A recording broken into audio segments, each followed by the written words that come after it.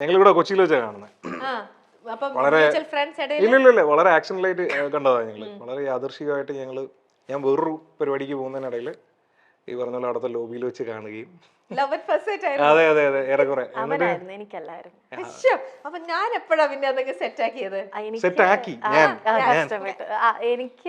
എനിക്ക് ആദ്യത്തെ ഭയങ്കര ബുദ്ധിമുട്ടായിരുന്നു. ലൈക്ക് ഇങ്ങനെ സ്റ്റെയർ ചെയ്ത് നോക്കാതെ ഭയങ്കര ബുദ്ധിമുട്ടായിരുന്നു. സ്റ്റെയറിംഗ് അല്ലായിരുന്നു, ഇടയ്ക്കിടയ്ക്ക്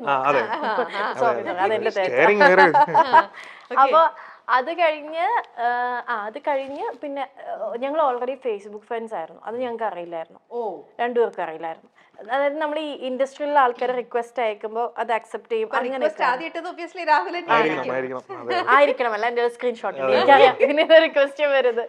അപ്പം അങ്ങനെ പിന്നെ ഫേസ്ബുക്ക് മെസ്സേജ് ചെയ്തു.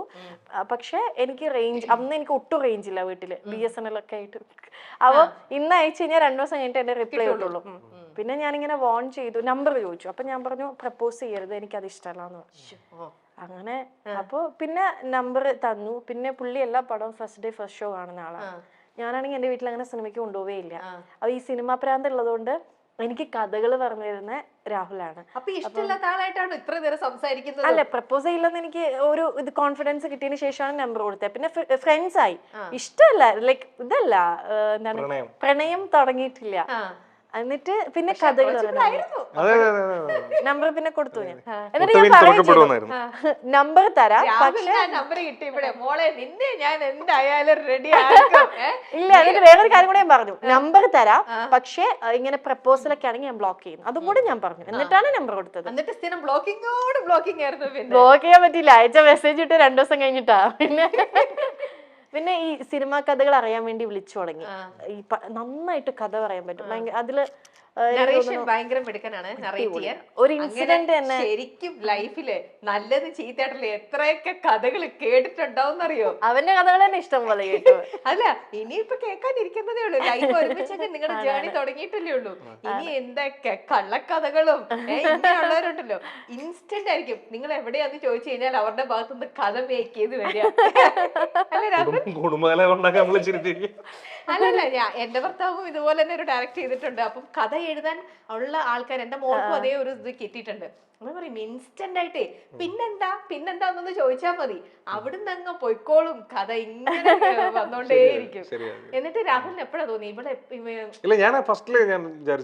അല്ലല്ല, ഇദ്ദേഹം വിട്ടു തരുന്നില്ലല്ലോ. ഇദ്ദേഹം വിട്ടുതരാൻ അതെനിക്ക് ഉറപ്പായിരുന്നു. നമ്മളൊരു സെൽഫ് കോൺഫിഡൻസ് ഉണ്ടല്ലോ എന്തായാലും. പക്ഷെ എന്ത് പറഞ്ഞ അവസാനം അങ്ങ് ഫ്ലാറ്റ് ആക്കിയത്? ഒന്ന് പറയൂ രാഹുൽ, കേക്കട്ടെ. എന്തിനാണ് ലാസ്റ്റ് ഫ്ലാറ്റ്? നേരത്തെ അവള് പറഞ്ഞ പോലെ തന്നെ ഞാനൊരു കഥ ഉണ്ടാക്കി, അത്രേ ഉള്ളൂ. അത് എന്ത് കഥയാ? ലാസ്റ്റ് ബ്രേക്കപ്പിന്റെ കഥ. ഞാൻ വിശ്വസിച്ചു. അതിലൊരു 30-40% സത്യമായിരുന്നു. ബാക്കി 60 ഞാൻ എന്റെ കയ്യിൽ നിന്നിട്ട് ഒരു കഥ. അതെ, ഞാൻ വീണു. ഞാൻ വിരിച്ചൊരു പാവ മനുഷ്യൻ. അപ്പൊ അതില് പെണ്ണ് എന്നെ ഇട്ടിട്ട് പോയി എന്നുള്ള രീതിയിൽ ഞാൻ ഇങ്ങനെ ഡൗൺ ആയി. സഹായിക്കൂ, എന്നെ മാനസികമായി സഹായിക്കൂ, സപ്പോർട്ട് ചെയ്യൂ, എന്നെ സപ്പോർട്ട്. അയ്യോ, ആണോ? എങ്ങനെ വിളിക്കണേ? നന്ദൂന്ന്. ആണോ? അന്നേ വിളിച്ചിരുന്നത് ആ പേരാണോ? ആണ്. കാരണം ഇവന്റെ അമ്മ അത്യാവശ്യം എന്റെ അടുത്ത് കമ്പനി ആയിരുന്നു. അപ്പൊ ഇപ്പഴും ഞാൻ പപ്പാമ്മന്ന് വിളിക്കുക. പപ്പാമ്മ നന്ദൂന്നാണ് വിളിക്കുക. അവന്റെ ഫ്രണ്ട്സ് മൊത്തം നന്ദൂന്നാ വിളിക്കുക. ആണ്. നാട്ടിലും വീട്ടിലൊക്കെ നന്ദുവാണ്. ഞാൻ ചിന്നു ആണ്. ലൈക്ക് അപ്പൊ പിന്നെ നമ്മൾ അങ്ങനെ തന്നെ വിളിക്കാൻ തുടങ്ങി. എന്നെ ക്ലോസ് ആയിട്ടുള്ള എല്ലാരും ചിന്നു എന്നാ വിളിക്കുക. അങ്ങനെ തന്നെ ഫ്ലെക്സ് നന്ദു. അവന് വട്ടം പേര്. അത് ഇത്രയും നാളായിട്ട് മാറിയിട്ടില്ല എന്നുള്ളതാണ്. ഈ ഇടയ്ക്ക് പോലും ഞാൻ ഈ പറഞ്ഞ പോലെ എൻ്റെ ഒരു ബ്രദർ ഉണ്ട്, വർഷങ്ങളായിട്ടോ. അപ്പം ഈ ഇടയ്ക്ക് പോലും ഞാൻ ഈ പറഞ്ഞ പോലെ പുള്ളിയുടെ ഫോൺ എൻ്റെ അടുത്തിരിപ്പുണ്ടായിരുന്നു. എന്തോ കാര്യത്തിന് ഞാനിങ്ങനെ കോൾ ചെയ്യാൻ എന്തിനാ പറഞ്ഞാൽ നോക്കുമ്പോൾ ഇപ്പോഴും ഈ ഫ്ലെക്സ് നന്ദു എന്നാണ് പേര്. ഫ്ലെക്സ് എന്ന് പറഞ്ഞാൽ എന്താ അറിയാലോ? എന്താ നമ്മുടെ ഫ്ലെക്സ്, ഹോർഡിങ്സ്, ഫ്ലെക്സ്. നിങ്ങളുടെ അടുത്ത് ഒരു കാര്യം പറഞ്ഞാൽ ഏകദേശം നാട്ടുകാരെ മുഴുവൻ അതുപോലെ അറിയിക്കുന്നത് കൊണ്ടാണ്. ഞാൻ ഏകദേശം ഒരു 6th 7th പഠിക്കുന്ന മുതല് ഞങ്ങളുടെ ചെമ്പകശ്ശേരി എന്ന് പറഞ്ഞൊരു സ്ഥലം. അപ്പം ആ ടൈമിൽ ഈ വിജയ് ഫാൻസ് എന്ന് പറയുന്നത് വളരെ എന്താ പറയാ ഭയങ്കരമായിട്ട് ഇങ്ങനെ കേരളത്തിലോട്ട് ഇങ്ങനെ കൂടിക്കൊണ്ട് വന്നുകൊണ്ടിരുന്ന ഒരു സമയമാണ്. വിജയ് എന്ന് പറയുന്ന ഒരു ആള് വരികയും ഞാൻ കടുത്ത വിജയ് ആരാധകനായിരുന്നു. അപ്പം ഞാനന്ന് 6th 7th എന്തോണ് എനിക്ക് എൻ്റെ ഓർമ്മ ശരിയാണെങ്കിൽ. അപ്പം ഞാനും എൻ്റെ ഒരു സുഹൃത്തും കൂടെ ചേർന്നിട്ട് ഞങ്ങളൊരു ഫാൻസ് അസോസിയേഷൻ സ്റ്റാർട്ട് ചെയ്തു. അപ്പം ജംഗ്ഷനിൽ ഏറ്റവും കൂടുതൽ ഫ്ലെക്സ് വയ്ക്കുന്നത് ഞങ്ങളാണ്. എവിടെ തിരിഞ്ഞാലും വിജയുടെ എല്ലാ 7th 8th അത്രേ ഉള്ളൂ. ഞങ്ങൾ ഈ സ്കൂൾ ബസ്സിനൊക്കെ തരുന്ന ഫീസ് അടിച്ചു മാറ്റിയാണ് ഈ ഫ്ലെക്സ് അടിക്കുന്നതും പരിപാടിയൊക്കെ. അങ്ങനെ വീണ പേര് ഫ്ലെക്സ് നന്ദു എന്നുള്ളത്. രണ്ടുപേരുണ്ട്, നന്ദു ഫ്ലെക്സ് നന്ദുവും നന്ദു വിജയ് ഫാൻസ്. ഇപ്പോഴും അത് അതേപോലെ തന്നെ ഉണ്ടെന്നുള്ളതാണ്. വിജയ് ഫാനാണ്, എല്ലാ വിജയ് പടം ഫ്ലെക്സ് അടിക്കാറില്ല, വിജയ് ഫാനാണ്. അല്ലാതെ തന്നെ വിജയ് ഫാനായിട്ട് പോകണം. ഓക്കെ ചിൽ. അപ്പൊ നമുക്ക് നമ്മുടെ ഈ ഒരു ഇന്നത്തെ ഈ ഒരു സുന്ദരനും നീയും സുന്ദരി ഞാനും, അല്ല സുന്ദരി ഞാനും സുന്ദരൻ നീയും. ഓക്കെ, അപ്പൊ അതില് സുന്ദരിയാണോ സുന്ദരനാണോ കൂടുതൽ സ്മാർട്ട്, അല്ലെങ്കിൽ കൂടുതൽ പരസ്പരം നന്നായിട്ട് മനസ്സിലാക്കിയിരിക്കുന്നത്? ഇപ്പൊ നിങ്ങളൊരു 6 ഇന്നേക്ക് ഇപ്പൊ ഒരു 7 വർഷമായിട്ടുണ്ടാവുമല്ലോ നിങ്ങളുടെ? 6 വർഷം കംപ്ലീറ്റിംഗ് ഉള്ളൂ, തുടങ്ങുന്നേ ഉള്ളൂ.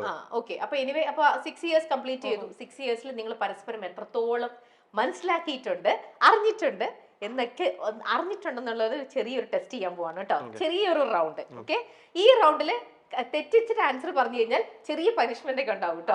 ചെറുതായിട്ട് നമുക്ക് അഫോർഡ് ചെയ്യാൻ പറ്റുന്ന പനിഷ്മെന്റേ ഉള്ളൂ. പക്ഷെ കറക്റ്റ് ഉത്തരം പറഞ്ഞു കഴിഞ്ഞാൽ നിങ്ങൾക്ക് അഫോർഡ് ചെയ്യാൻ പറ്റാത്ത അത്രയും നല്ല കുറെ ഗിഫ്റ്റ് നമ്മൾ തരുന്നുണ്ടാവും. നിങ്ങൾക്ക് അഫോർഡ് ചെയ്യാൻ പറ്റാത്തൊന്നുമല്ല, ഞാൻ കുറച്ച് മസാല ഇട്ട് പറഞ്ഞതാ.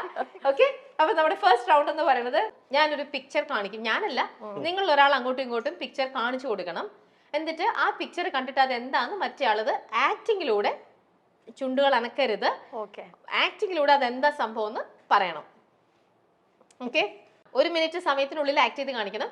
പനിഷ്മെന്റ് നമുക്ക് ഇവിടെ പെയിന്റിംഗ് കിടക്കാണ്, നിങ്ങളെ കൊണ്ട് പനിഷ്മെന്റ് ആക്ടിവിറ്റി ചെയ്യിക്കാന്നുള്ളതല്ല, ചെയ്യിക്കാന്നുള്ളതാണ്. പക്ഷെ ശ്രീവിദ്യ നല്ലൊരു ആക്ടറാന്ന് ഓൾറെഡി പ്രൂവ് ചെയ്ത് കഴിഞ്ഞു.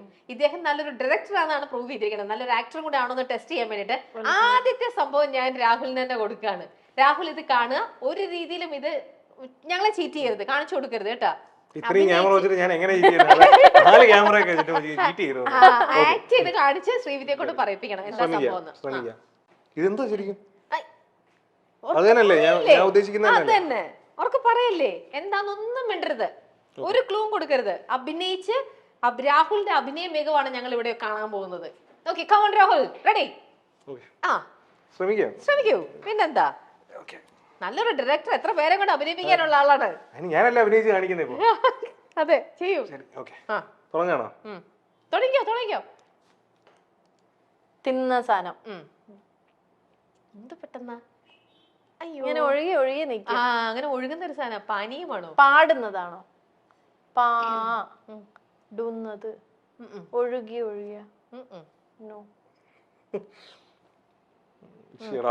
ഇതൊരു പഴത്തിന്റെ പേരാണ്. എന്ത് പെട്ടെന്ന് ആ ഷേപ്പിൽ നിൽക്കുന്ന ഒനിയനാണോ?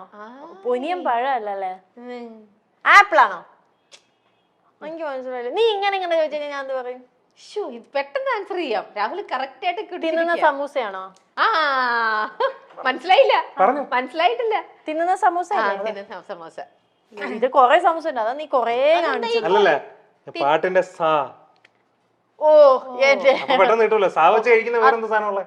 സാരി കാണിച്ചൂടെ? കഴിക്കുന്നല്ലോ, അക്ഷരം വെച്ച് പിടിക്കണം.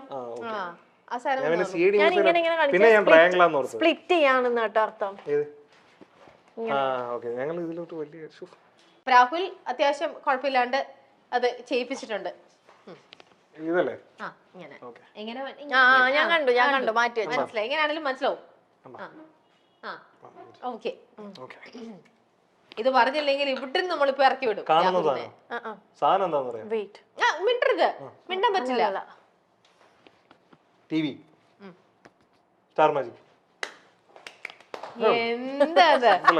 എന്താ ഇങ്ങനത്തെ ചോദ്യങ്ങളൊക്കെയാണ് ഉണ്ടാക്കിക്കൊണ്ട് വരുന്നത്? ഇനി അടുത്തത് വീണ്ടും ശ്രീവിദ്യയുടെ ടേൺ ആണല്ലോ. ഞാൻ പിടിക്കാം. ശ്രീവിദ്യ പിടിക്കുക, രാഹുൽ പറയാ. എല്ലാം വളരെ ഈസിയാ. കഥകളിയാ? ആണ്ട് കിടക്കണോ? ഈ സ്പൈഡർമാൻ ആണോ? അതന്നെ.